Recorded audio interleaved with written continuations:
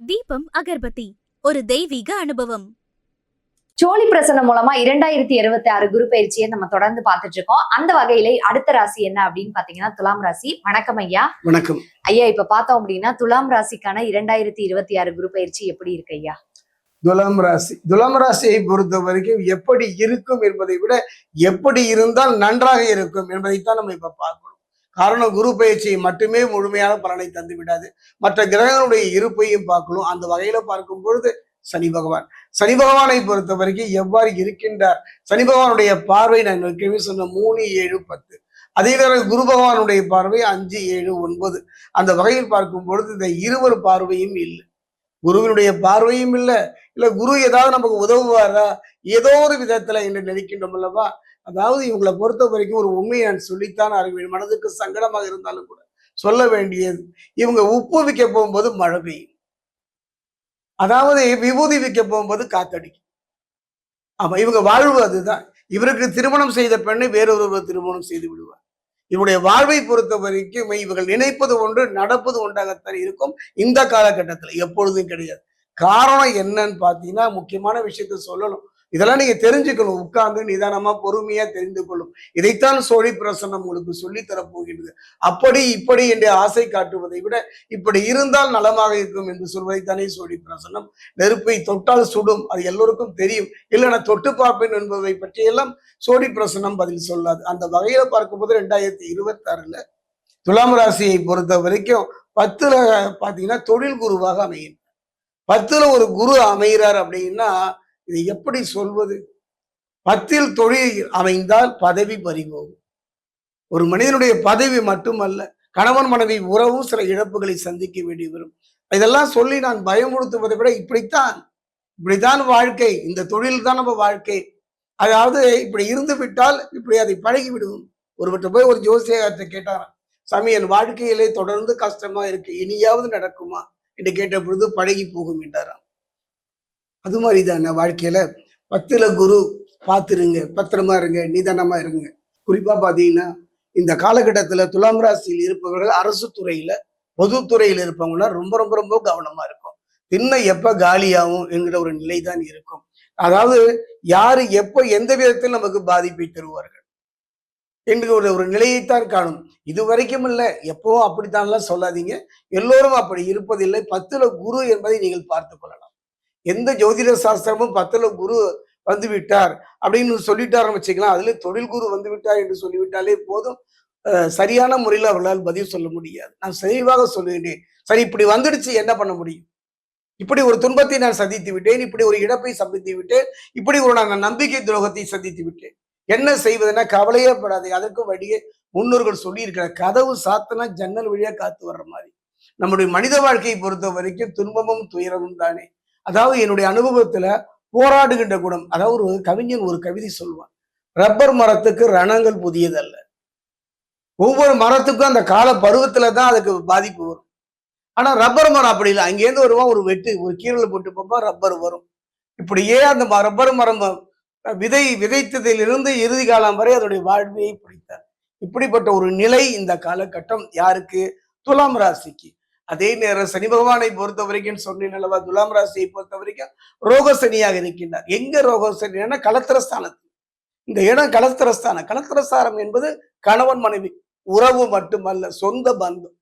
மிக கவனமாக இருங்கள், விட்டு கொடுத்து அனுசரித்து போங்கள். அவ்வாறு இருந்து விட்டாலே போதும். தலைக்கு மேலே வெள்ளம் போனால் ஜான் என்ன முடம் என்ன, தன்னை நம்பும் தைரியம் இருந்தால் நாள் என்ன பொழுது என்ன என்ற ஒரு நம்பிக்கை. 3 பலமும் குறைந்த ஒரு காலகட்டம். தேக பலம், தெய்வ பலம், மனோபலம், 3 பலமும் குறைந்து விட்டது. காரணம் 10ல குருங்க. சரி 10ல குரு இருக்காரா? மற்ற கிரகங்கள்லாம் வேடிக்கை பார்க்கும்போது இங்கதாங்க வருது. தவித்த வாய்க்கு தண்ணி கொடுக்குற மாதிரி, பசித்த வயிற்றுக்கு ஒரு கவலம் உணவு தர்ற மாதிரி வருகிறார். யாரு? தேவகுரு 10ல் வந்தாலும் கூட சுக்கிரன் என்று சொல்லக்கூடிய அசுகுரு அற்புதமான யோக பலனை தரக்கூடியவர். இவர் தரக்கூடிய பாதிப்புகளிலிருந்து நம்ம காக்கின்ற ஒரு கற்பக விருட்சம். ஐயா, இப்ப பார்த்தோம்னா இந்த 2026 குரு பயிற்சி நீங்க சொல்றத வச்சு துலாம் ராசிக்கு கொஞ்சம் கடினமான காலமா தான் இருக்கு. சோ இந்த கடினமான காலமா கொஞ்சம் இலகுவா மாத்துறதுக்கு ஏதாவது வழிபாடுகள் ஏதாவது இருக்கா ஐயா? அருமையான ஒரு காலம் தான். காரணம் நான் சொன்னேன் அல்லவா, 10லே குரு வரும்போது சோடி என்ன சொல்றது இப்ப நம்ம பார்க்கலாம்.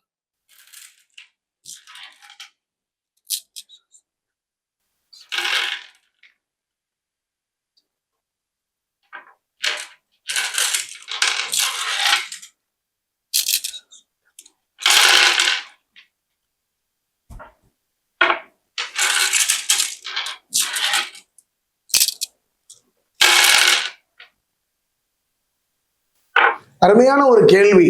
அதாவது எத்தனையோ துன்பங்களும் துயரங்களும் சூழ்ந்த பொழுது கூட இறுதி வெற்றி உங்களுக்கு தான். கடுமையாக போராடுறீங்க தொழில்ல, அதனால இறுதி வெற்றி உங்களைத்தான் சேரும். உன்னை அடைவதற்கு உங்களுடைய முயற்சி வேணால் கடுமையாக இருந்தாலும் கூட முயற்சியை எந்த காலத்திலும் விட்டு விடாதீர்கள். ஒரு நல்ல திருமண யோகம், அதே நேரத்துல பாத்தீங்கன்னா அந்த திருமண யோகம் இப்ப வேணா நல்ல மனைவி, நல்ல பிள்ளை, நல்ல குழந்தைகள் இருந்தாலும் கூட, கடுமையான சோதனைகளும் வேதனைகளும் இருந்தாலும் கூட, இந்த குரு பயிற்சி காலகட்டத்துல தேவகுரு கைவிட்டாலும் அசுரகுரு அற்புதமான யோக பலனை தரப்போகின்றார். அசுரகுரு மட்டுமே கிடையாதுங்க, புத்தி கூர்மைக்கு ஒருவனுக்கு இருக்க புதனும் தொடர்ந்து அப்பப்போ உங்களுக்கு ஒரு நல்ல மாற்றத்தையும் ஒரு நல்ல முன்னேற்றத்தையும் தரக்கூடியவர். அரசியலில் இருப்பவர்களும் ஆன்மீகத்தில் இருக்கக்கூடியவோ கொஞ்சம் கவனமா இருக்கணும். கலைத்துறையில இருக்காங்கன்னு வச்சுங்களேன், அவங்களுக்கு ஒரு அற்புதமான காலம் என்று தான் சொல்லுவேன். இந்த காலகட்டத்துல தொழிலை பொறுத்த வரைக்கும் போட்டியை சந்தித்தான் தீர வேண்டும்.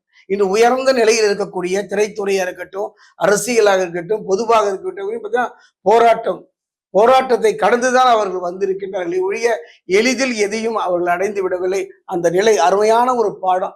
வாழ்க்கையில கீழே விடலாங்க, ஆனா ஒவ்வொரு முறையும் நாம் விட முடியாது. எப்போ யாரோ ஒருவர் கை தூக்கி விடுவார். ஒவ்வொரு காலகட்டத்திலும் நம்ம கை தூக்கி விடுவாரா என்று இல்லை. அப்படிப்பட்ட ஒரு சூழ்நிலை தான் இது. குரு பகவானை பொறுத்த வரைக்கும் 2026ல ஒரு நல்ல மாற்றமும் ஒரு நல்ல முன்னேற்றமும் பெறக்கூடிய ஒரு காலம்தான். கவலையே பட வேண்டாம், நிம்மதியான ஒரு தருணம் தான். எல்லாருக்கும் இப்படி அமையுமா? பயப்படாதீங்க. நல்ல தசா புக்தியும் இறையருளும் குருவருளும் இருக்குமானால் இதில் மிகப்பெரிய ஒரு மாற்றத்தை சந்திப்பீர்கள். ஐயா, இந்த மாதிரியான ஒரு காலகட்டத்துல வந்து இவங்க நவகிரக பூஜை பண்ணாங்க அப்படின்னா அவங்களுக்கு ஏதாவது நல்லா இருக்குமா? ஏதாவது கொஞ்சம் அனுகிரகம் ஏதாவது கிடைக்குமா ஐயா? சோழி பிரசன்னத்தை பொறுத்த வரைக்கும் பரிகாரம் என்பதெல்லாம் இல்லைங்க. பரிகாரம் என்பது ஒரு ஆறுதல் தான். நமக்கெல்லாம் ஒரு கஷ்டம், ஒரு துன்பம், ஒரு துயரம் வருகின்றது. ஆறுதல் சொல்பவர்கள் அத்தனையுமே பொருளாதார ரீதியை நமக்கு உதவி செய்யறது இல்லை. பார்த்திருந்துங்க, கவலைப்படாதீங்க என்ற ஆறுதல் சொல்லி நகர்ந்து விடுவார்களே ஒழிய பையில இருந்து கையில எடுத்து நமக்கு யாரும் கொடுப்பது யாருமே இல்லை. அப்படிப்பட்ட ஒரு மனித நிலை இந்த காலகட்டம். அந்த வகையில பொறுத்த வரைக்கும் நான் அடிக்கடி ஒரு வார்த்தை சொல்வேன், அதுதான் இந்த ராசிக்காரங்க.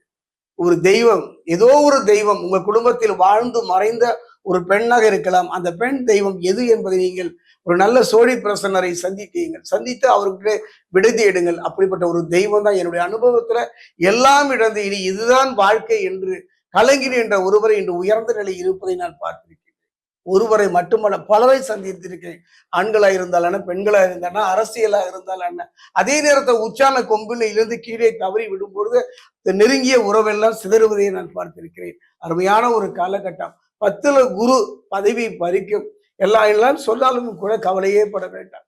ஒரு நல்ல ஒரு மாற்றத்தையும் ஒரு நல்ல முன்னேற்றத்தையும் தரக்கூடிய ஒரு காலமாகத்தான் அமையும். அதாவது தெய்வ வழிபாடு இந்த காலகட்டத்துல உங்களை காக்கக்கூடியது தெய்வ வழிபாடு தான். ஒரு தேவதையை நான் இந்த நேரத்துல சொல்லிதான் ஆகணும். இந்த 10ல குரு வரும்போது கடந்த காலத்துல பாத்தீங்கன்னா, கடந்த குரு பயிற்சியில சந்தித்த ஒருவருக்கு நான் கைகாட்டி இடம் திருத்தணி பாதசனீஸ்வரர் ஆலயத்தில் இருக்கக்கூடிய விஷ்ணுமாயா. விஷ்ணுமாயா என்பது சிவசக்தி ஐக்கியத்தில் பிறந்த ஒரு அற்புதமான சக்தி. இவன் வழிபாடு மட்டுமே போதும், நவ கிரகங்களை சற்று நகர்த்தி வைத்துவிடும். நம்பிக்கையோடு இவனை சென்று வழிபட்டு நின்று பாருங்கள். அற்புதமான ஒரு வாழ்வுக்கு நல்ல ஒரு மாற்றத்தை தரக்கூடியவர். அதே நேரம் பார்த்தீங்கன்னா, விருதாச்சலத்துக்கு பக்கத்துல கொளஞ்சியப்பர் கோயில்னு ஒரு கோவில், முருகன் ஒன்று வந்து மூலஸ்தானம்னு சொல்லுவாங்க. அந்த ஆலயம் சென்று ஒரு சேவல் வாங்கி தலையை சுற்றி அந்த ஆலயத்திற்கு நீங்கள் கொடுத்து விடுங்கள், நல்ல மாற்றம் கிடைக்கும். ஐயா, இப்ப பார்த்தோம்னா துலாம் ராசிக்கு என்ன மாதிரியான காலகட்டம் இருக்கு, இந்த குரு பெயர்ச்சி எந்த அளவுக்கு அவங்க வாழ்க்கையில ஒரு மாற்றத்தை ஏற்படுத்தும் அப்படின்றத ரொம்ப தெளிவா சொன்னீங்க. நன்றி ஐயா.